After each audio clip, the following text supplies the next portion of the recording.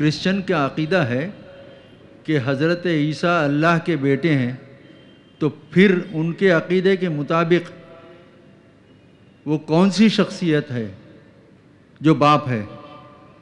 نعوذ باللہ یہ بات قل هو اللہ احد کی نفی کرتی ہے۔ یقیناً یہ بہت بڑا شرک ہے اللہ کے لیے کسی کو بیٹا یا بیٹی ماننا۔ مشرکین عرب جو ہیں وہ فرشتوں کو خدا کی بیٹیاں مانتے تھے اور انہی کے ناموں رکھ کر انہوں نے اپنی مورتیاں بنائی تھیں۔ لات، عزا، منات یہ سب مؤنث نام ہیں، خدا کی بیٹیاں۔ اور یہ معاملہ کرسچینٹی کے اندر اپنی انتہا کو پہنچا ہے۔ وہ کہتے ہیں صلبی بیٹا ہے اللہ کا، نعوذ باللہ من ذالک، نعوذ باللہ من ذالک، نعوذ باللہ من ذالک۔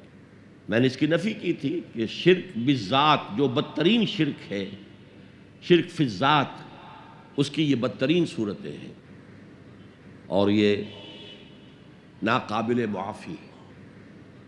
باقی حضرت عیسیٰ کا کوئی باپ نہیں تھا، بن باپ کے پیدا ہوئے۔ ورجن میری ہم تسلیم کرتے ہیں، جیسے کہ عیسائیوں کا عقیدہ ہے کہ وہ بن باپ کے پیدا، ہم بھی مانتے ہیں۔ جیسے ان کا عقیدہ ہے کہ وہ زندہ آسمان پر اٹھائے گئے، ہم بھی مانتے ہیں۔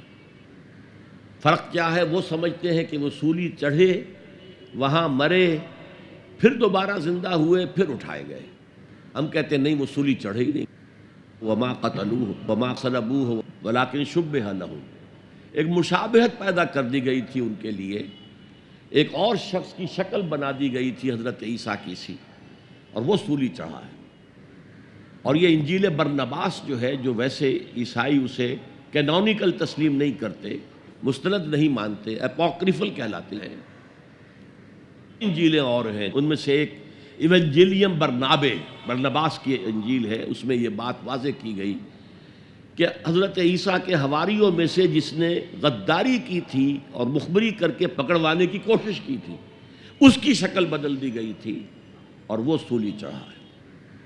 باقی سیکنڈ کمنگ آف جیسس عیسائی بھی مانتے ہیں، ہم بھی مانتے ہیں۔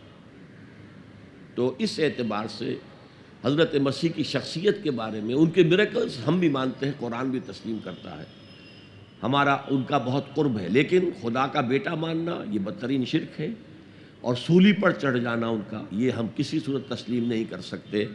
اللہ کا کوئی رسول کبھی قتل نہیں کیا جا سکا، اور نہ اس کا امکان ہی نہیں تھا۔ نبی قتل کیے گئے، رسول نہیں۔ اب وہ سوال پیدا ہو جائے گا نبی اور رسول میں فرق کیا ہے، لیکن وہ اس وقت میں اس سے بحث نہیں کروں گا۔